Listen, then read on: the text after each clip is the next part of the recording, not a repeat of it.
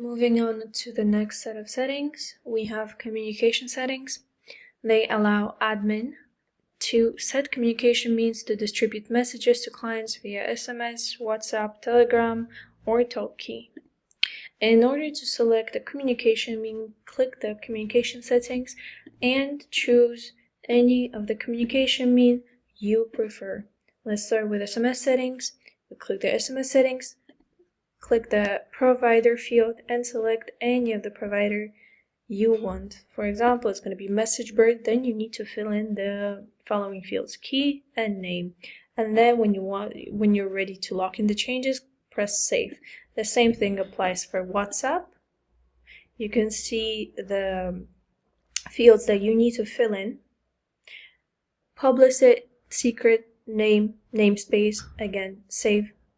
Telegram, same applies to Telegram. We only have one option in this region of Uzbekistan, test parcel.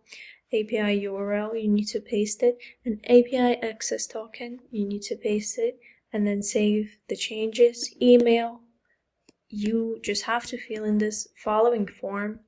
So email type, which email is your customer using: Gmail, Yandex, Microsoft, others. Let's pick Gmail, for example. Indicate company name, i.e. the origin that your email will be sent from. From email, indicate your email. Password, give password. Host, protocol, host of receiver emails, and port. And then submit the form to lock in the changes. And then finally, Talkie, you need to paste Talkie and talk to widget ID and press save again. This is very simple and straightforward.